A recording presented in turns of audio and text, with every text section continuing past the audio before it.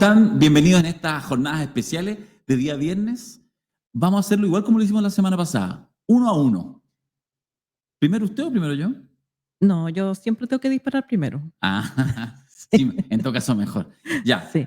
vamos a tener hoy día 2 entrevistados, un buen amigo que ya es de la casa. Sí, socio de 32 Sí, minutos. justamente, Juan Andrés Guzmán, de Tercera Dosis, periodista de alta trayectoria y recorrido, y que además nos lleva a temas que de repente no están en la contingencia, sino que tienen en la profundidad. Sí. Eso va a partir usted en un minutito más. Y yo después voy a estar con Guido Coxato para hablar justamente esto a propósito de la charla que realizó el día miércoles sobre esta justicia penal latinoamericana y cómo él es abogado, es parte del equipo jurídico del presidente o expresidente Pedro Castillo. Vamos a estar con él después en un ratito. Está bueno. Está bueno para viernes, Sí. para salir de la monotemática de los matinales. Entonces, como es viernes y este es un programa especial, los viernes de vez en cuando hacemos esta edición especial, nos alejamos un poquito más de la coyuntura del día a día, es momento oportuno para que mi amigo Diego Cancino me regale mi cámara. Hola. Una de tus cámaras. No me boicotees, Alejandra Mato, porque le estoy hablando de corazón a corazón. Tú, que te sientes parte de la comunidad minutera, pero no estás haciendo tu aporte y puedes hacerlo. Este momento viene, antes de irse carrete, antes que empiece el fin de semana, que se gasten esos cochinos pesos en alcohol, en droga, Claro. en mujeres, como se decía antes, ahora hay que decir en mujeres y hombres, O en seres humanos. O en seres humanos, Sí. o en apuestas ilegales, en lo que sea. Este es el momento que digáis, ya, tienen razón, ya. ¿Cómo era la cosa? 32minutos.cl y apretes ahí alguna de las dos opciones para ser aportante y sumarte, ahora sí, en rigor, a la comunidad minutera. Lleva una colita nomás, no es que tampoco que... Igual puede salir a carretear, si la cosa es que deje una colita para 32 minutos. Claro, qué sé yo, las primeras caipiriñas, la primera caipiriña... Claro. Sí, la tire, haga la donación a 32 minutos. Exacto. Ya, vamos a hacer una súper brevísima pausa y a la vuelta lo dejo aquí a estudio completo, Alejandra Matus para su entrevistado. Pausa y volvemos.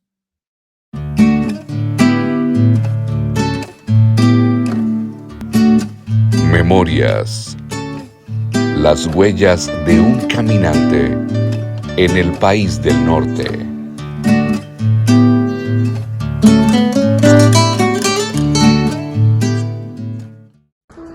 Hola, mi nombre es Isidora y soy mamá voluntaria de la Liga de la Leche Chile. Somos una organización presente en más de 80 países en el mundo y nuestra misión es apoyar a madres de todo el mundo en su camino de lactancia mediante la información, la ayuda y la formación madre a madre.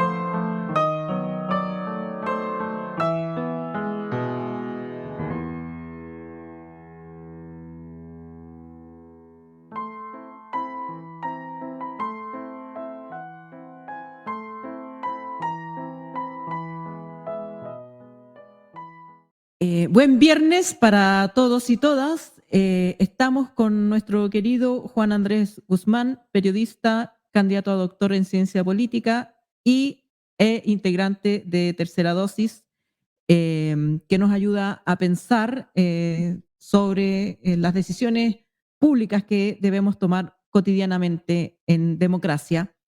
Y una serie que está en curso en este medio de comunicación, que lo pueden encontrar en Instagram, Twitter y redes sociales, que nos ayuda a pensar sobre una serie que se llama Democracias Violentas.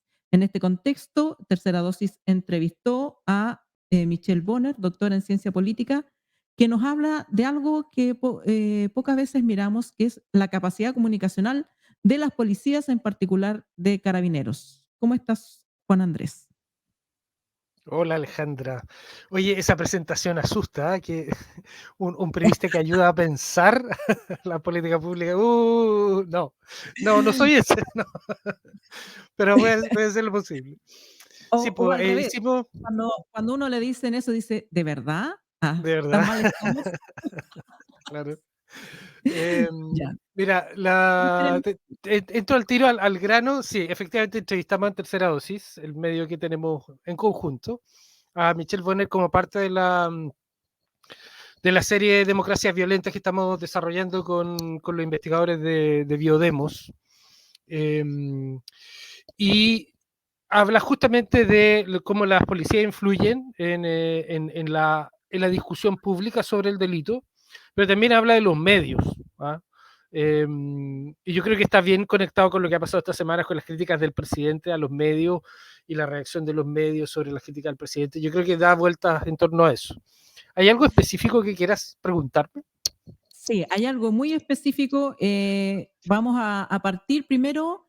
Yo creo que, ¿por qué crees tú que una especialista se interesa, una doctora en ciencia política, se interesa en el aparato comunicacional de Carabineros, que podría ser como parte de, de lo normal en cualquier sistema democrático? ¿Por qué poner la atención en este sistema y qué consecuencias tiene en la discusión, por ejemplo, de qué se hace para abordar los delitos?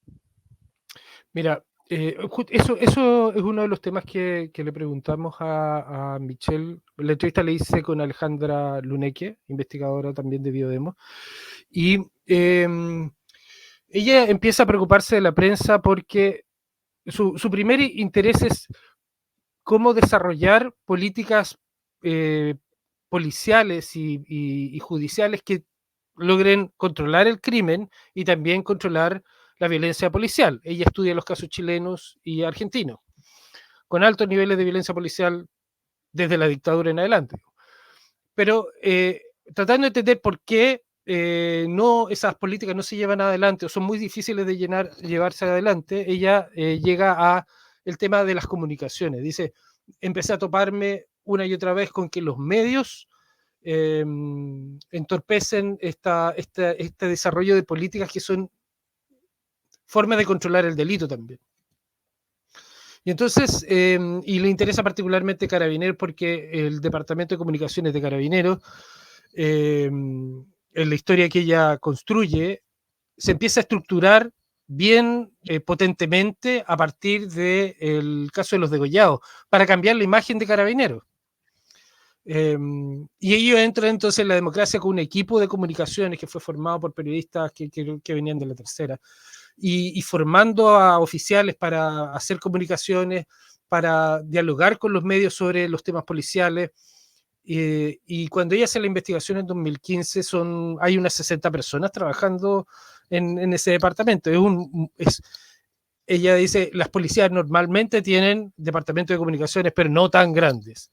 Y yo creo que este tamaño y esta fuerza que tiene Carabineros para plantear sus posiciones en el debate público sobre el delito explican varias cosas. En mi opinión, explican por qué es tan difícil hacer reformas a Carabineros, por qué olvidamos la violencia de las policías después del estallido, por qué pensamos que la forma de solucionar los delitos es dándole más atribución a Carabineros, más recursos, o sea, centrando todo el debate del delito y de los problemas en la figura de Carabineros, cuando hay muchos otros actores y muchas otras políticas que podrían ayudarnos a resolver estos problemas. Otros actores como la salud y la educación, esta semana también ha sido tema aquí en 32 minutos, por ejemplo, la precariedad de Atacama, que más allá, digamos, del análisis detallado de por qué se llegó ahí, si el proceso de desmunicipalización es el correcto o no, hay una evidencia concreta de la precariedad de las escuelas públicas que a veces no tienen vidrio, no tienen enchufe, y sin embargo, con recursos públicos se financia este enorme departamento de comunicaciones de la policía. Y quiero contarles a nuestros auditores, porque tú probablemente lo sabes, pero a mí me tocó cuando yo reportear tribunales, el sector era siempre tribunales y policía en los 90, y ya existía, digamos, esta relación bastante poco ética, según los estándares periodísticos, entre policías y periodistas. Había periodistas que incluso andaban, lo recuerdo yo, con la radio, con radio transmisores donde se escuchaban las frecuencias de la policía para ir con ellos a los distintos operativos. Claro. Pero no parecía tan prevalente porque la pauta noticiosa en los temas policiales eran menores. De hecho, era como un sector de castigo cubrir policía y tribunales porque era el sector menos glamoroso para cubrir. Todo el mundo quería cubrir política, bueno, para poner el contraejemplo, o economía. Sin embargo, con el tiempo, este departamento ha ido creciendo y se formó una alianza fundamentalmente con los canales de televisión y con los matinales. Antes uno iba, ¿no? Iba a esta oficina que cada vez se fue amononando más. Al principio era como una sala chica, fea, gris, y después fue creciendo, se le ponen computadores, café, digamos, se le trata bien a los periodistas. Entonces los periodistas llegan ahí, están cómodos, antes les dan un comunicado escrito, que los periodistas más entusiasmados lo tomaban como una fuente y lo contrastaban cualquier información con otras fuentes. Eso ha ido variando y ahora ya se entrega el material preprocesado. Claro. Hay carabineros que estudian periodismo y que forman parte de este equipo de 60 personas y que entregan las notas con titular, con imagen, con todo, y muchas veces los canales ya ni mandan a un periodista, mandan a alguien a recibirlo o lo reciben vía electrónica.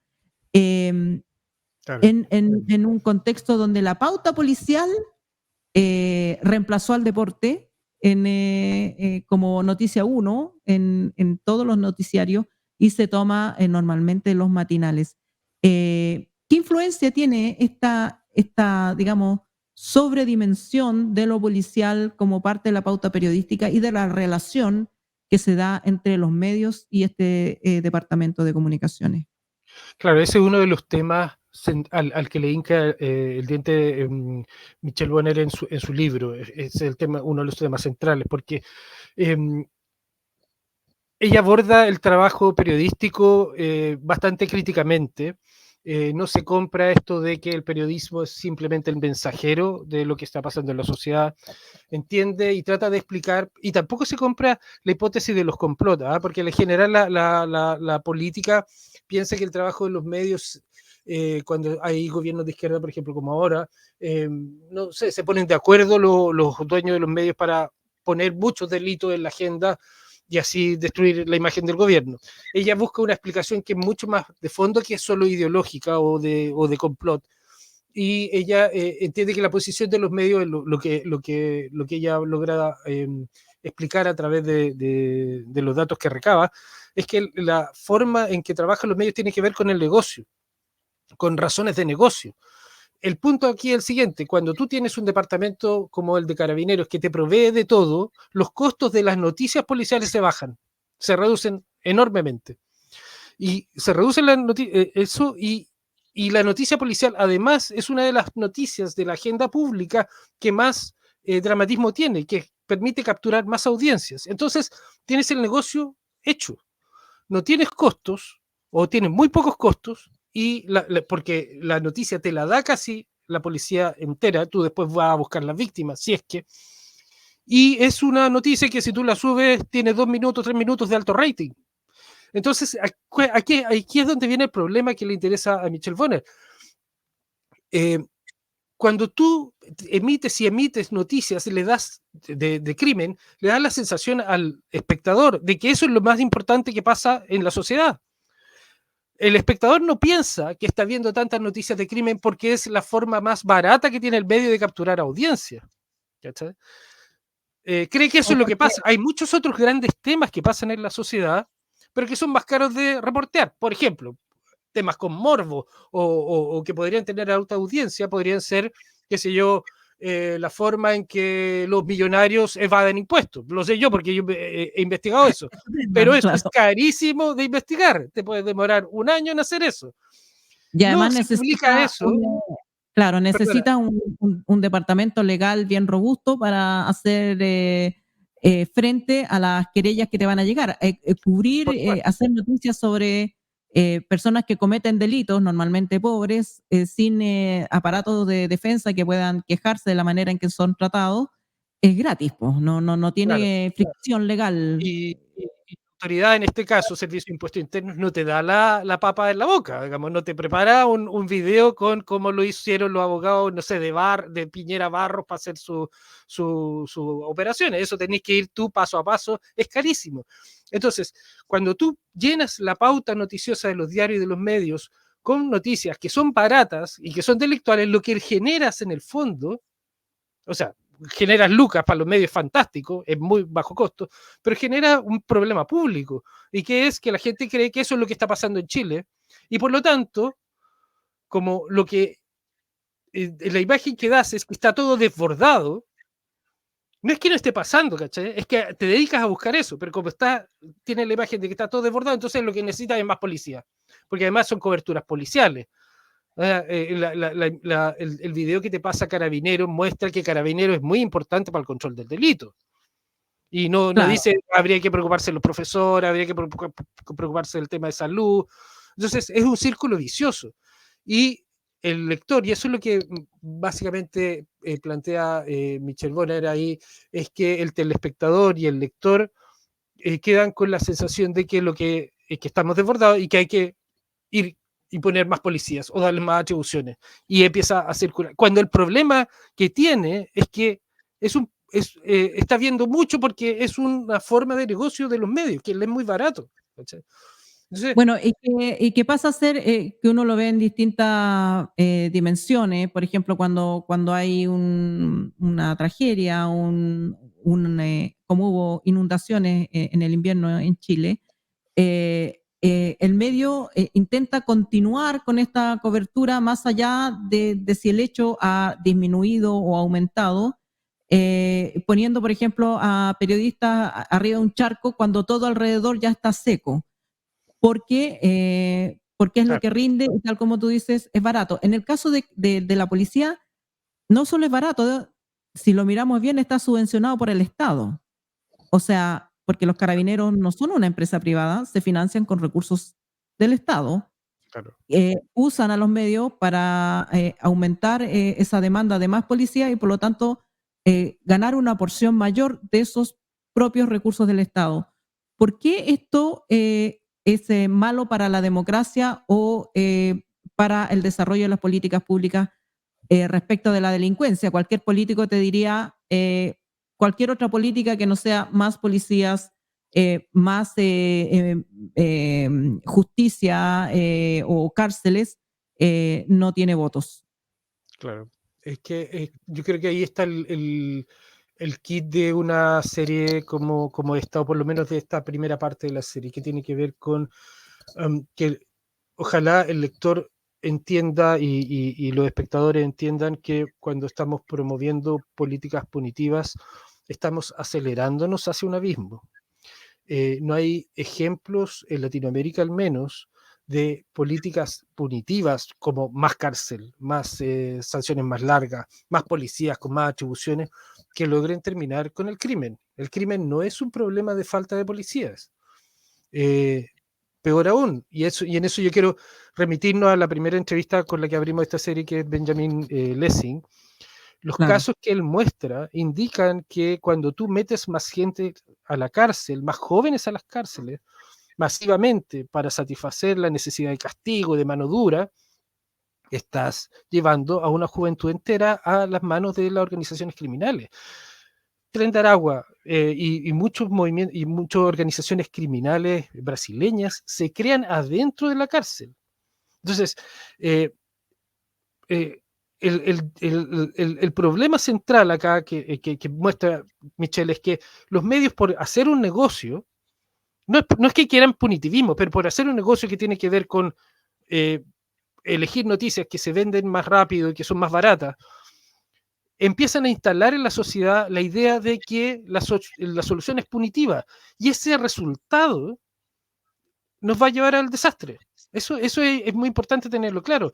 Hay un casi completo consenso en la sociedad, entre los académicos que estudian estas cosas, de que políticas punitivas como aumentar las sanciones, facilitar la prisión preventiva, darle más atribución a carabineros para que lleguen y disparen, terminan produciendo un desastre. Y eso no nos conviene a nosotros, los ciudadanos de sectores medios y medios bajos, porque nosotros tenemos que circular por las ciudades.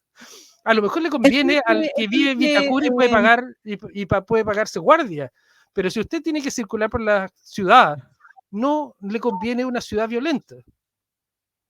Claro, esa me gustaría que graficaras cuál es la imagen de ese desastre, cuál es la foto del desastre al que llevan estas políticas punitivas. Bueno, yo creo que el mejor ejemplo de eso es lo que pasa en la sociedad. A ver, cuando uno piensa en políticas punitivas extremas, guerras contra el delito, guerras contra la droga, tú tienes que ver el caso mexicano. El caso mexicano que le declara la guerra al narco el 2006 termina con 250,000 de muertos. Y desplegan tropas para ir en contra del narco. Y parte de la mafia se genera con soldados que se vuelven narcos. O sea, es un desastre completo. Y yo no sé si Chile puede sostener una guerra más violenta que esa, o sea, con tropas. Ese es como el mejor ejemplo del desastre. Hoy día hay una apuesta mayor, más fuerte, digamos, a las que se aferran todos, que es el caso de Bukele. Pero yo, o sea, digamos, ojalá le funcione, porque nadie quiere que un país se vea destrozado, ¿cachai? Pero el punto de Bukele, para que lo tengamos bien claras las dimensiones, Bukele tiene en este momento, según los datos que yo manejo, 60,000 presos. 60,000 presos. Chile tiene como 49,000, 50,000 presos. ¿Okay? Pero El Salvador tiene 6 millones de habitantes. O sea, tiene 1% de la población presa. Si nosotros quisiéramos alcanzar ese nivel, deberíamos multiplicar por 4 nuestros presos. En este momento a Bukele eso le ha dado aparentemente resultados. Las calles están limpias porque hay 60,000 tipos adentro, entre maleantes y lo que dice el organismo de derechos humanos, gente que no tiene nada que ver, que simplemente parece maleante y se fue para adentro, digamos, porque esto fue como una pesca de arrastre. El problema es que ahora parece todo muy tranquilo, pero cuando salga esa gente a la calle, es posible que pase lo que pasó en Brasil, en las cárceles brasileñas. La mafia se fortalece adentro. Entonces, es una jugada súper arriesgada meter mucha gente a la cárcel. Eso ya está visto. ¿Cachai? Es porque está demostrado que ahí generan poder. Los medios de comunicación, por su parte, podrían decir, bueno, si usted se quiere meter con mi pauta, está atentando contra la libertad de expresión. No sé si Michelle o tú mismo tienes una opinión respecto de cómo afrontar este vicio, porque es un vicio de los medios de comunicación, un vicio que distorsiona todo lo que se enseña en las escuelas de periodismo, por lo demás. Este vicio de pauta, que es traigamos lo que nos sale barato, lo que genera mucha atención porque apela a los instintos básicos, como la delincuencia, y después pagamos el precio en tratar bien a la policía, porque obvio que la policía no entrega esto gratis. Y lo que pase con el sistema democrático o con las distorsiones de políticas públicas no es mi problema. ¿Cómo se puede abordar ese tema sin atentar contra la libertad de expresión? Claro, ese es un tema que es central y yo creo que, bueno, se lo planteamos también a ella en la entrevista y todos concordamos al final que ese es como el desafío para adelante. el gran desafío, cómo hacer que estas dos cosas calcen, porque es verdad que cualquier control sobre los medios eh, es fácilmente manipulable. El político no es alguien realmente confiable, ¿cachai? Si tú pones Claro, ¿no? controles sobre lo... No, no, o sea, no, pero colegas, no nos, como decía, creo que Mirko tenía esa frase, no nos pisemos la capa entre superhéroes, no me venga a contar que cuando usted está poniendo en horario prime en la portada la voz de Carabineros como el salvador del país, usted está haciendo ejercicio simplemente de su libertad de prensa, usted está haciendo relaciones públicas. Y si no podemos distinguir estas dos cosas entre lo que es un buen reportaje, una buena información para el ciudadano y las relaciones públicas, bueno, a alguien le enseñaron mal periodismo, digamos. Ahora, el punto es que no solo, es que yo creo que es más profundo, y eso es lo interesante de la Michelle, que me gustaría que lo entendiéramos también nosotros. Acá no se trata solo de una voluntad, de yo quiero cambiar y hacer las cosas distintas. Ella da una pauta de cómo reportear bien, pero el problema que está mostrando ella es que es una forma de negocio. Claro, es un Y cuando modelo es de una forma de negocio. negocio, es muy Claro. difícil de cambiarlo, porque lo que te va a decir el dueño o el editor te va a decir, bueno, pero y entonces consígueme otro tipo de noticias tan baratas como esta. Y que Entonces, marquen, porque también es que ese es el conozco juego, casos, claro. que te contaba un caso de una contrapauta que también es barata de producir, pero parece que no le interesa a la audiencia, entonces inmediatamente que baja el rating de tu canal en comparación con el otro, en el mismo horario, adiós editor o adiós periodista con su contrapauta.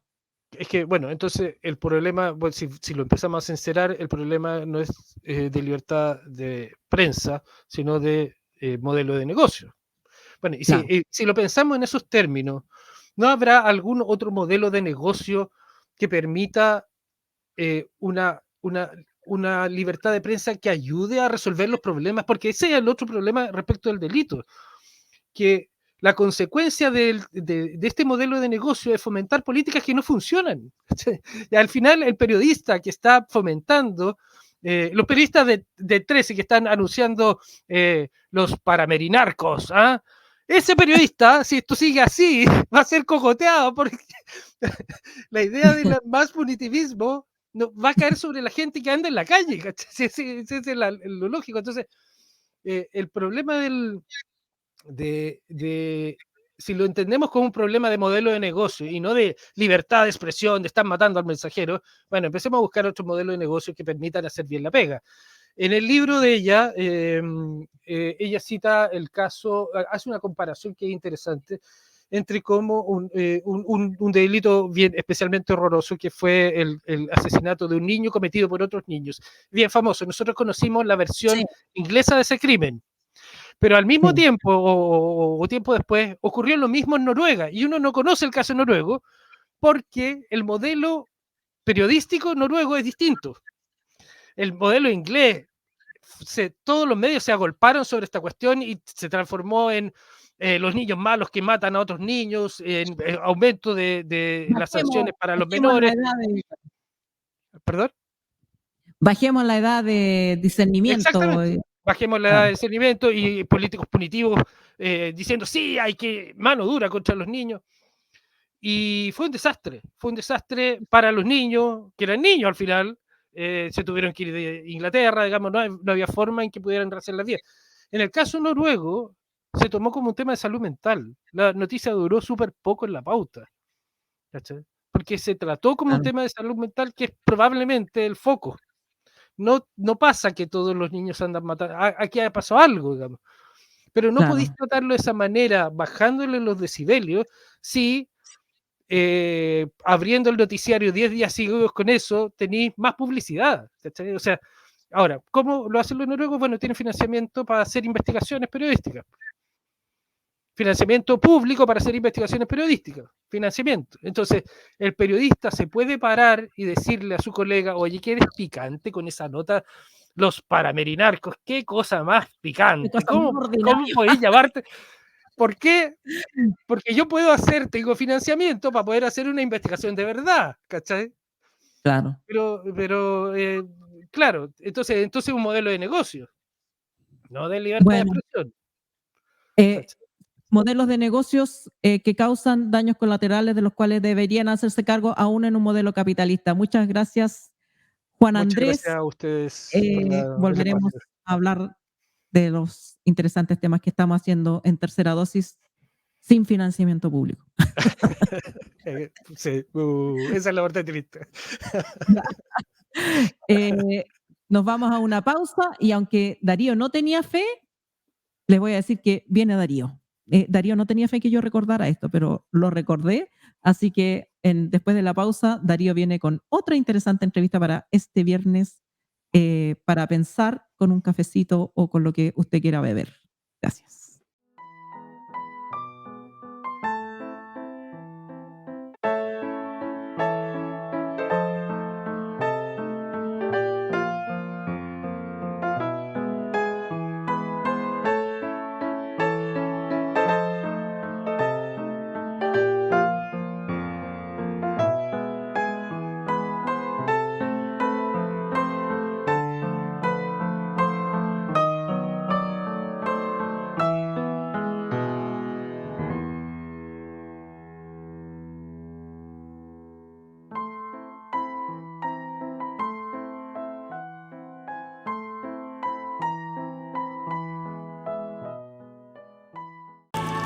Inconfondibile. Indimenticabile.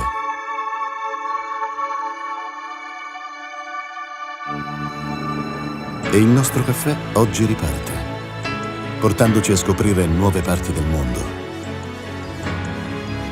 Prima di tutto, scegli se vuoi fare un caffè o se vuoi fare un Costa d'Oro. Mio padre diceva così, mentre ogni mattina faceva la sua scelta. Dove abbiamo sempre voluto essere. Sulle labbra di chi ama il caffè. Vuelta de la pausa acá en 32 minutos en este programa especial los días viernes que estamos tratando de hacerlo a dos voces. Recién estuvimos con Alejandra Matus conversando con nuestro colega Juan Andrés Guzmán. Y hace algunos días atrás, ¿se recuerdan? El miércoles yo les anuncié que había una charla en la Universidad de Chile que iba a realizar, que ya realizó, cuando ustedes estén viendo este programa, Guido Croxatto, abogado jurista argentino, y está hoy con nosotros en esta visita breve que ha hecho a Chile, y nos parece súper interesante conversar porque él es parte del equipo de defensa internacional, de la defensa del, y de hecho voy a partir con eso, ¿cómo habría que llamarlo? ¿Expresidente Pedro Castillo o presidente Pedro Castillo que está en prisión? Pero bueno, le damos la bienvenida. ¿Cómo estás, Guido? Bienvenido acá a 32 minutos. Muchas gracias por invitarme. Oye, bueno, un placer. Les voy a contar. Ustedes saben que esto, en este caso, estamos grabado y que voló desde el aeropuerto. Le agradecemos mucho la gentileza por favor. y la gente acá en Chile que ha permitido que en esta visita muy breve que tú estás haciendo a nuestro país pueda estar aquí con nosotros. Presidente, diría yo. Presidente. Sí, sí, porque es un presidente mal destituido. La vacancia que se instrumentó contra Castillo es ilegal. Se llevó adelante contrariando la Constitución peruana y el reglamento del Congreso.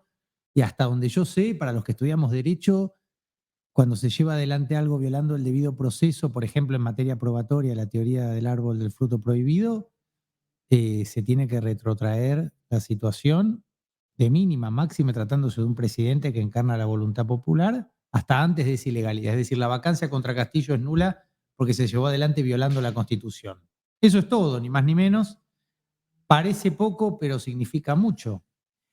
A ver, vamos a los hechos. 7 de diciembre, si mal no me recuerdo, fue el momento en que sacan del poder a Pedro Castillo, que en una cosa que yo concuerdo, pero te lo quiero preguntar a ti y quiero Sí, que además claro. hagamos memoria del ejercicio con todos quienes están escuchando, porque de alguna manera en una situación de casi de minutos, de pocas horas. Es importante eso porque tiene que ver con violaciones al debido proceso. Esos minutos importan. Bueno, porque efectivamente lo que hace el presidente Pedro Castillo es una situación muy tensa, muy habitual en todo caso en las últimas décadas en el Perú, en términos de esta relación muy compleja, porque en el fondo el Congreso, sencillamente con una mayoría inmediata, sin casi justificar jurídicamente nada, puede declarar incompetente. No dejaba ni salir del país al presidente Castillo. Ahora vemos cómo la presidenta, mal llamada presidenta de Perú, se pasea por el mundo sin ningún resultado.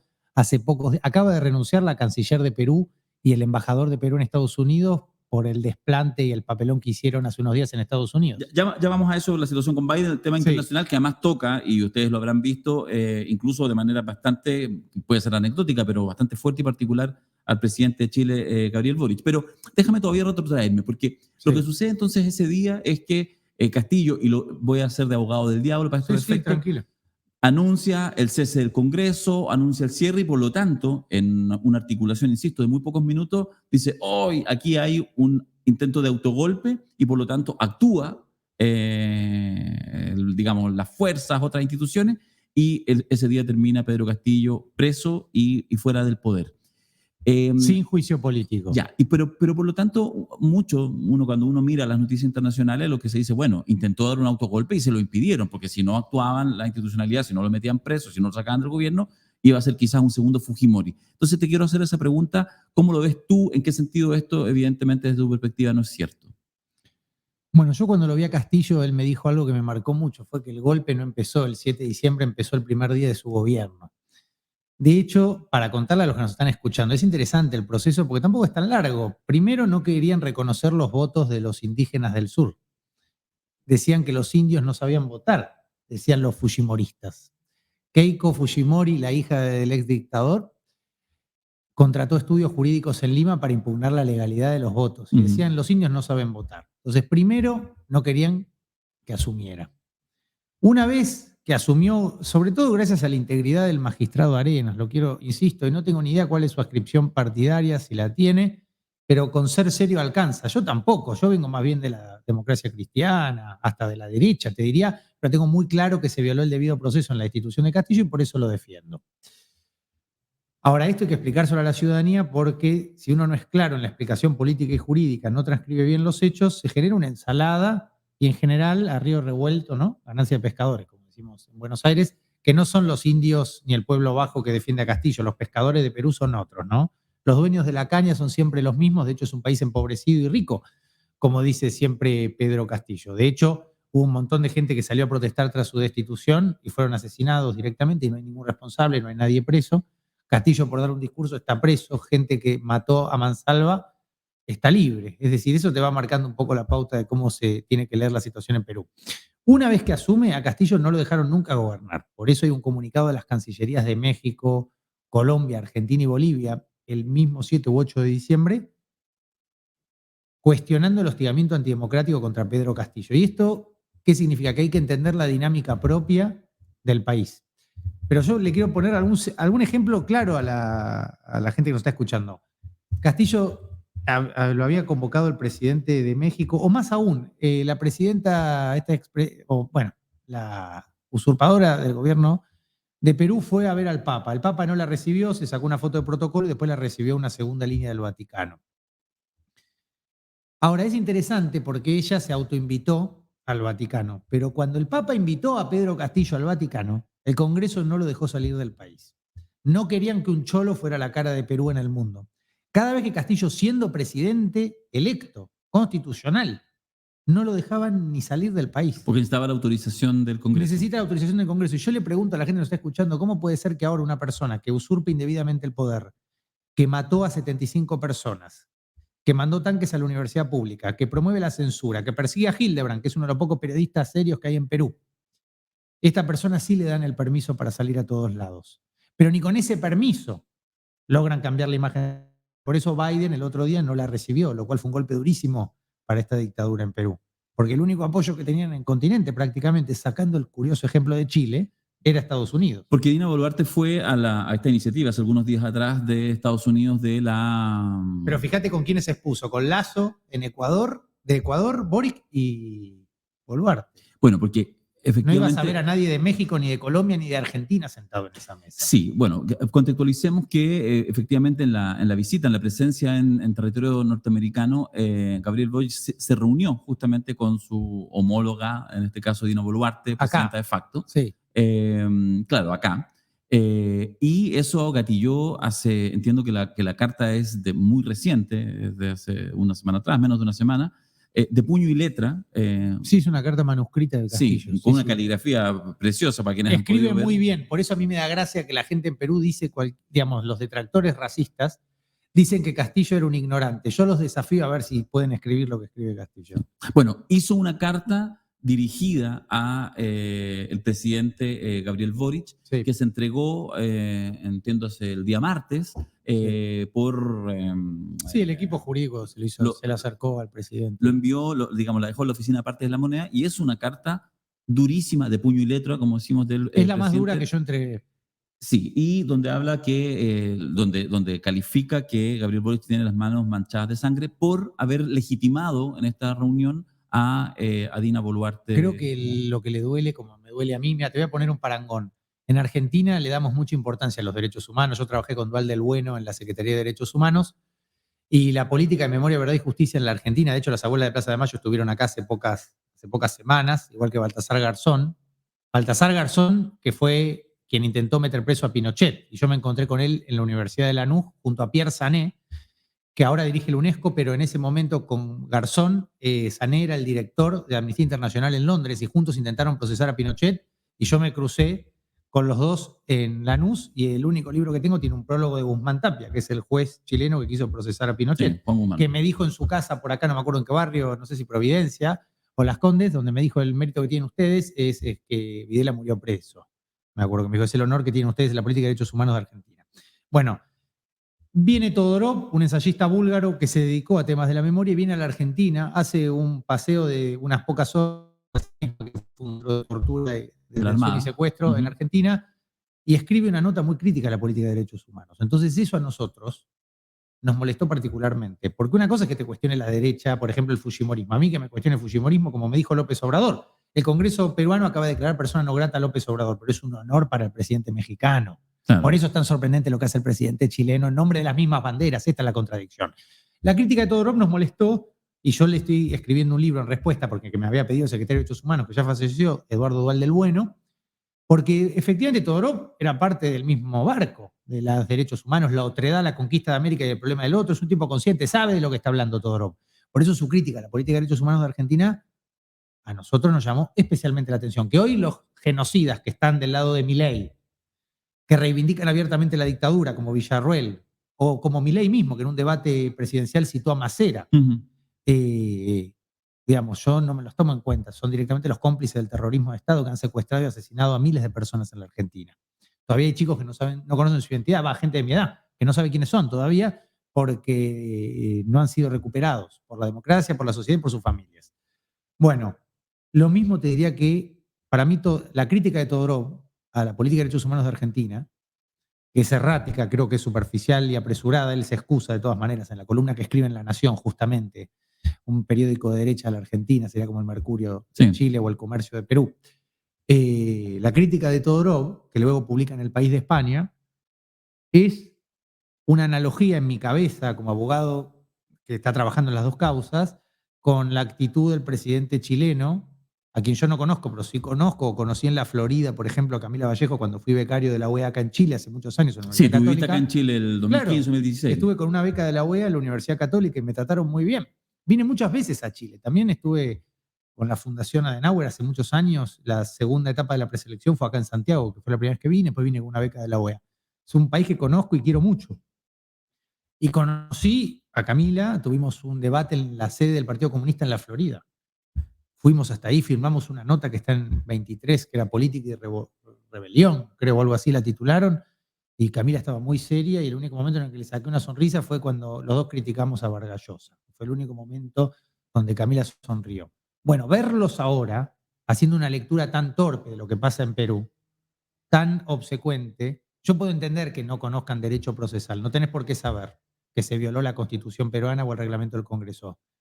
Lo que es curioso es que se pongan abiertamente del lado de la dictadura, que mandó tanques a la Universidad San Marcos, donde a mí no me dejaron entrar a dar una charla porque estaba defendiendo a Pedro Castillo. Es un papelón porque con Zaffaroni nos han dado un montón de reconocimientos académicos en la Universidad San Marcos, nos invita el centro de estudiantes de la Facultad de Derecho de la Universidad San Marcos, y por la puerta 3, que había un cartón enorme porque el día anterior había pasado un tanque por ahí. Entonces al día siguiente iba yo a dar una charla, no me dejaron entrar, no me pasó en ninguna universidad del mundo, y mirá que doy charlas. Hoy voy a dar una en la Facultad de Derecho de la Universidad de Chile. Bueno, di charlas en muchas facultades del mundo, en Copenhague, Alemania, donde viví, nunca me pasó una cosa así.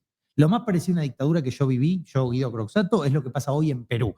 Por eso lo de Boric es tan sorprendente, porque por lo menos una posición de prudente distancia, pero un apoyo es ridículo o cómplice, diría. Y lo duro de la carta que vos estás mencionando tiene que ver con esto, porque si Boric fuera un presidente de derecha, uno diría, bueno, normal, pero ni los presidentes de derecha. Sebastián Piñera estuvo en Buenos Aires hace un par de semanas y él y la calle Pou, que nadie va a tildar de progresistas, cuestionaron lo que está pasando en Perú.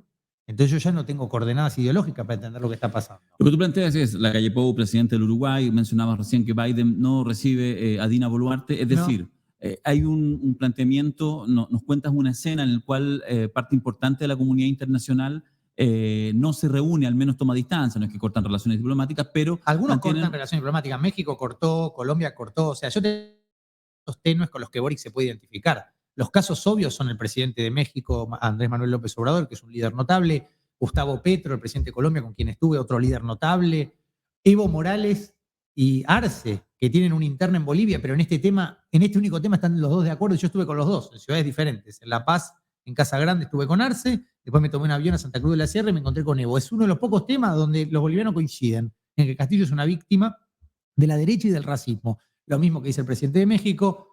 El presidente de Argentina, digamos, fue más moderado en su actitud, pero le negó el saludo a Otárola en una cumbre, y el presidente de Uruguay, que es amigo del presidente argentino, si vos te fijas en la foto final, no le toma la mano a Otárola, que es el enviado de Perú.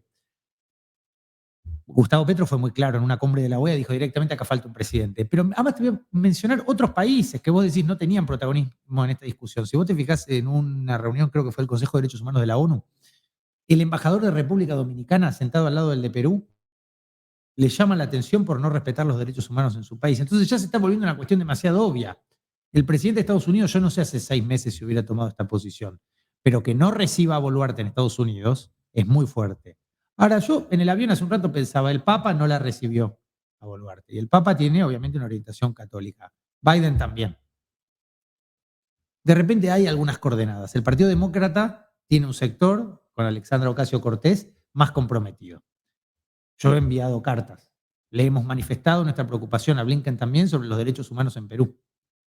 Y tampoco se puede separar la muerte de 75 personas, la censura o los tanques en la universidad de la destitución de Castillo. Todo parte del mismo fenómeno. Cae Castillo, la gente sale a protestar y la matan. Esto fue lo que pasó.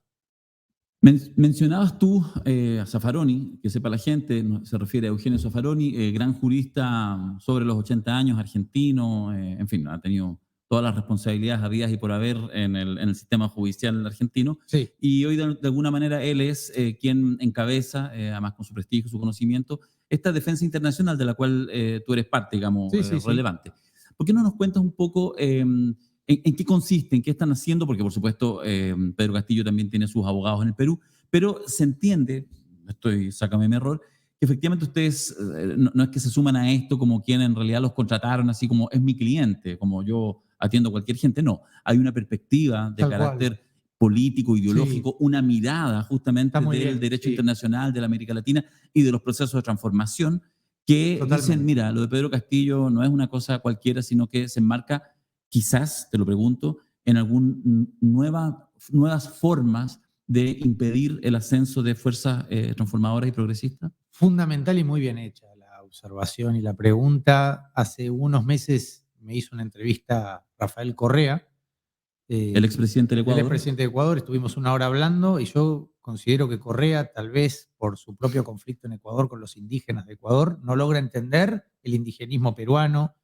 Hay un sector de la izquierda, que es el que se lleva bien con Boric, la izquierda peruana, que no termina de entender a la izquierda campesina, que es mayoría, y por eso Castillo ganó las elecciones. Es lo mismo que pasa en Bolivia. Y esto me conduce a Zaffaroni, porque yo una vez le pregunté a Zaffaroni cuando estábamos en su casa. Zaffaroni es mi maestro, mi mentor. Viajé con él a Perú. No quería ir Zaffaroni. Esto es muy gracioso. Medio lo enganché en el viaje. Yo me acababa de separar y quería irme a cualquier lado. Entonces, siempre hay una petite histoire para cada cosa. Esto es fundamental. No, la cuestión personal. De hecho, yo postergaba el regreso porque no quería volver a la Argentina para no cruzarme. Estábamos vaciando un departamento. Entonces, buscaba cualquier excusa para quedarme y así es como termino siendo abogado de Castillo. Es desopilante la cuestión personal. Pero el marco teórico es fundamental y es la persecución contra los líderes populares a través del derecho. Lo que algunos llaman lawfare, Lula fue víctima, Evo Morales fue víctima, Zaffaroni fue abogado de Evo Morales. Hoy el capítulo es el capítulo peruano, pero no es una película nueva. El mismo Correa, exiliado en Bélgica, es víctima de la persecución.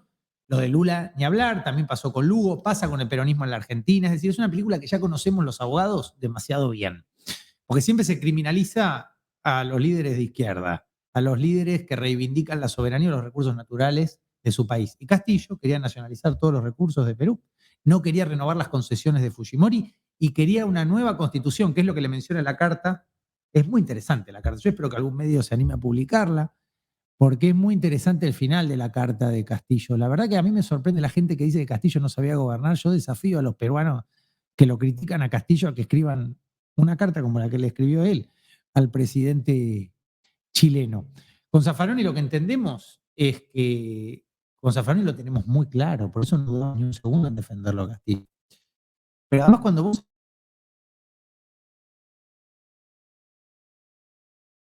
todos los artículos de la Constitución y se están diciendo, bueno, igual era malo. A mí no me importa si Castillo era malo, si robó o no robó. Yo te puedo asegurar que no robó nada porque está en la pobreza absoluta. A nosotros no nos paga nadie y no tiene ni dinero para comprarse un audífono y escucha mal. Entonces te habla bajito y te tenés que acercar mucho para entenderlo. Lo que yo sé es que los ladrones son los que están gobernando en Perú y que Castillo vendría a ser como el Evo Morales, discriminado y sacado a patadas. ¿Cómo sacaron a Evo Morales a patadas hace 4 años atrás? Y por eso Evo Morales lo apoya absolutamente a Pedro Castillo. Yo creo que Castillo tendría que hablar más, pero se lo dije a Petro, mira, Petro es un presidente brillante, la verdad, que en el diálogo que tuvimos en Nariño, en Bogotá, me sorprendió su capacidad para pasar de un tema al otro con una lucidez admirable. Entre la lucidez de Petro y la templanza de AMLO, yo creo que vamos bien en la causa Castillo, porque son los dos principales soportes internacionales que tiene la defensa internacional de Castillo. Ahora se suma Biden, esto es lo curioso, no a apoyar a Castillo, pero en un contexto de no apoyar a quien destituyó ilegalmente a Castillo, es un mensaje muy duro. O sea, para ser Estados Unidos no es poco, digamos. Es un montón. Sí. Por eso renunció la canciller peruana y el embajador de Perú en Estados Unidos, y todos los diarios de izquierda y de derecha titularon papelón de Dina Boluarte en Estados Unidos. Es que es un auténtico papelón. Lo que ahora yo diría que es un papelón es lo de Chile. A mí esto es lo que me sorprende y lo que me duele. Porque quiero a este país, porque estudié acá y porque conocemos la historia grande de Chile. Desde su poesía hasta su política. Digamos, yo tengo una camiseta, de hecho, de la Universidad de Chile acá, metida por si me quedaba a dormir hoy acá. Es sorprendente que un presidente que viene del movimiento estudiantil no pueda darse cuenta que en Perú están persiguiendo a los estudiantes, que hay censura de libros, hay libros prohibidos en Chile, en Perú hoy, que los tanques van a la universidad y los estudiantes son esposados contra el piso, que hay censura, que se persigue a periodistas. Entonces yo me pregunto si eso no hubiera sido ya suficiente para tomar distancia de Boluarte, o por lo menos para no recibirle y sonreír en una foto. Es un papelón lo que sucedió. Ahora, yo puedo entender, uno siempre está a tiempo de rectificarse. Yo no sé, Boric, si es abogado, economista, no sé, porque eso ayuda a veces a entender. Yo cuestiones de economía no entiendo, entiendo cuestiones legales. Y también entiendo que el caso Castillo, como me dijo un periodista del Diario de la República, tiene su complejidad. ¿Por qué? Porque Castillo se pudo haber equivocado o no con el discurso que dio, pero la Constitución te indica cuáles son los pasos a seguir cuando un presidente quiere disolver el Parlamento sin estar habilitado. Y no fueron los pasos que siguió el Congreso peruano. Es decir, que el Congreso, para destituir a Castillo, violó la Constitución y violó el reglamento. Es decir, que aplicaron un procedimiento que no era el que prevé la Constitución, y además ese segundo procedimiento lo aplicaron mal y con 5 votos menos de los que establece el reglamento del Congreso en el artículo 89, inciso A. Todo esto no sale en los diarios. ¿Y por qué no sale en los diarios? Porque Castillo es un morocho pobre de Cajamarca que no tiene un peso. Si hubiera sido un presidente rico, si hubiera sido Boric, estarían todos los diarios mencionando que la destitución es ilegal porque se violó tal artículo y tal otro. Ahora, ¿qué necesitamos nosotros como abogados de Castillo? Y también esto es un gran aprendizaje personal para mí. Yo creo en el derecho. Tal vez es una ingenuidad. Tal vez no lo sé. Lo que hoy venía pensando en el avión es que todos los planteos que hicimos en Naciones Unidas, en la OEA, por eso López Obrador en un tuit, donde nos sacamos una foto juntos, y él pone un tuit, dice, ojalá la ONU salga de su letargo. Efectivamente. Piensa que con tener derecho alcanza. Bueno, no siempre. El apoyo político es muy importante. Nosotros hicimos pedidos en la OEA, medidas cautelares, presentamos el caso, lo mismo en Naciones Unidas, y muy despacito. Pero yo tengo una confianza básica, que es, nosotros lo vamos a escribir, está todo escrito. Los artículos de la Constitución peruana están, el reglamento del Congreso está, no hay moción de vacancia. El propio procurador del Congreso peruano reconoció hace un mes que habían violado el proceso para destituirlo, pero de todas maneras ya lo destituimos. Es decir, un salto lógico notable, ¿no?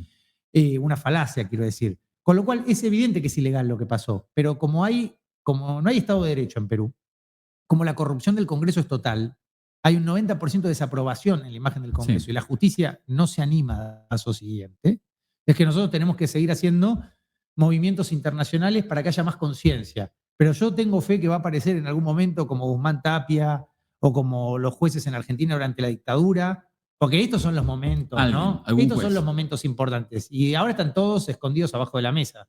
Yo a Evo Morales le decía, si se acordaba no sé si se acuerdan, cuando Evo Morales en el 2013 en el aeropuerto de Austria, en Viena, lo detienen, porque en teoría estaba transportando secretamente a alguien en el avión. Sí. Entonces lo hacen bajar del avión, lo cual no se lo hacen a ningún presidente, pero a él se lo hacen porque es un negro, es un Sí. indio y es boliviano. Yo quiero ver si al presidente de Francia lo bajan de un avión y le requisan el avión. Solo el presidente de Bolivia. Y yo publiqué una nota en Página 12 y discutí mucho con Gargarella, que es un constitucionalista, porque yo me quejé diciendo, ¿dónde están los constitucionalistas que se llenan la boca hablando del constitucionalismo indígena y los pueblos originarios de América Latina? Y ahora están todos asustados, callados, escondidos abajo de la mesa. Después lo defendieron todos Evo Morales, pero ese era el momento en el que había que defenderlo. Y Zaffaroni yo le tengo mucha admiración, además de que es mi maestro, humanamente, porque el pibe no es cobarde, digamos, se anima a dar ese paso. De hecho, yo conocí a Guzmán Tapia por intermedio de Zaffaroni, cuando era becario de la UEA acá.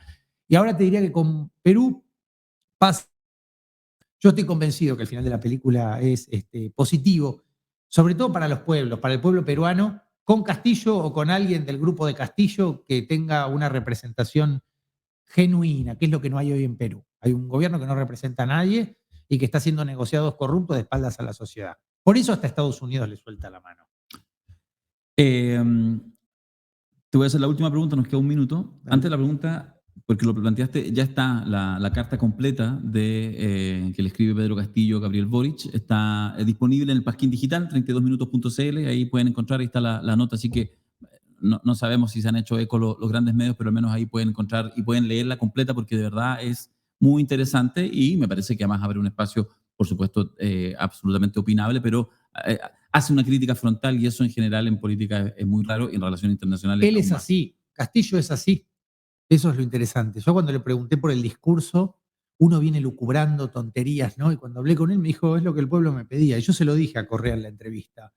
Nunca me reuní con ningún líder ni persona, te diría, que me mencione tantas veces la palabra pueblo en tan poco tiempo. Castillo, cuyo lema de gobierno era siempre con el pueblo, hasta en las virome, en todos lados decía eso, él me respondió es lo que el pueblo me pedía. El pueblo quiere una nueva constitución y que se cierre este Congreso. Y la verdad que tiene razón. El tema es que hay que hacerlo, digamos, de una manera procesal y con apoyo popular. Pero el Congreso no lo dejaba gobernar y violaba también un montón de normas. De hecho, violó normas en la destitución de Castillo. Es decir, ¿con qué autoridad moral el Congreso de las mayorías populares? Evidentemente, Perú necesita una nueva constitución. Guido, te hago entonces la última pregunta, tenemos un minuto, pero no puedo dejarlo pasar. Estás acá, acabas de llegar cruzando la cordillera desde Argentina. Tenemos en pocos días más, en una semana y media, la segunda vuelta electoral, el 19 de noviembre. 19 parece, sí. Sí. Domingo 19, entre Sergio Massa, entre Milei. La pregunta en realidad más bien tiene que ver con Milei, con el fenómeno, etcétera. ¿Cómo ves, más allá, una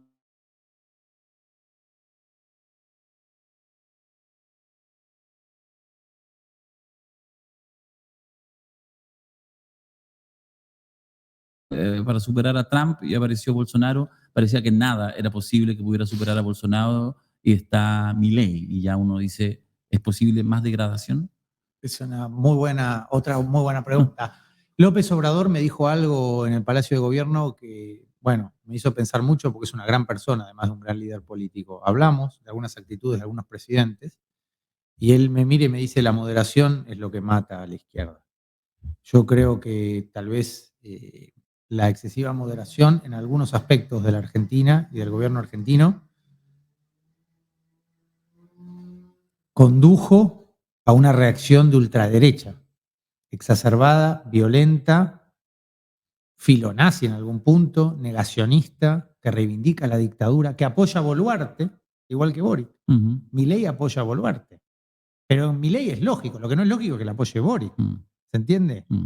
Yo puedo entender que Bolsonaro, Vox y Milei apoyen la dictadura en Perú. Lo que yo no me permito ni logro entender por qué apoya el progresismo chileno o parte del progresismo chileno, porque también está Jadwe y hay otro progresismo, a mi modo de ver, mucho más formado, preparado, comprometido y consciente. El que está hoy, por desgracia, para la situación peruana gobernando este querido país. Pero creo que la reacción tiene que ver con que el peronismo no fue a fondo con algunas medidas que el pueblo necesitaba, por ejemplo, la deuda externa. Macri, con el apoyo de Trump, tomó una deuda criminal que endeudó a la Argentina 100 años y que es impagable, y la mitad de la Argentina es pobre. Massa dijo algo muy interesante hace unos días en un programa de televisión de que se iba a empezar a investigar esa deuda. Me parece fantástico lo que dijo Massa, y yo tengo la convicción de que está preparadísimo para ser un muy buen presidente. Ojalá lo sea y nosotros lo vamos a acompañar. De hecho, yo formo parte del gobierno orgullosamente y espero seguir con él desde el lugar que sea, porque creo que está hace muchos años que se viene preparando y creo que la mejor decisión de Alberto fue cambiar de ministro de Economía, sacarlo a Guzmán, que negoció de manera muy tenue con el FMI, y ponerlo a Massa y a Mitchell en la aduana. Creo que fue una decisión inteligente. De hecho, por algo es el candidato él a presidente, ¿no? Mm. Hace 2 años el ministro de Economía argentino era otro y no negoció de manera firme. Vino de Estados Unidos, de dar clases en Estados Unidos, a regir la economía argentina y no lo hizo demasiado bien. El grupo Callao, digamos, que para mí no han gobernado bien. Y hoy Massa de alguna manera es un reemplazo del grupo Callao y yo creo que el gobierno, como él está llevando adelante el Ministerio de Economía, es más eficaz, está dando más resultados. Y por eso fue ungido candidato de nuestro espacio. Guido Croxatto, muchas gracias Gracias. por esta entrevista. La verdad es que hay que ponerla en velocidad lenta porque es una cantidad de ideas, de conceptos que nos va regalando. Yo sé que lo ha disfrutado la gente de 32 minutos. Que tengas buen retorno a la Gracias. Argentina y que sigan con el trabajo que hacen. Muy interesante en general, desde cualquier perspectiva, cuando uno logra salir de las fronteras Tal cual. y mirar otras cosas, porque obviamente tu comprensión cabal de los fenómenos y de fenómenos sociales que después se transforman en históricos es mucho mayor. Así que muchas gracias por No, gracias estar a acá. vos. Gracias Vale. por la invitación. Nosotros nos vemos el lunes en 32 minutos. Chao, chao.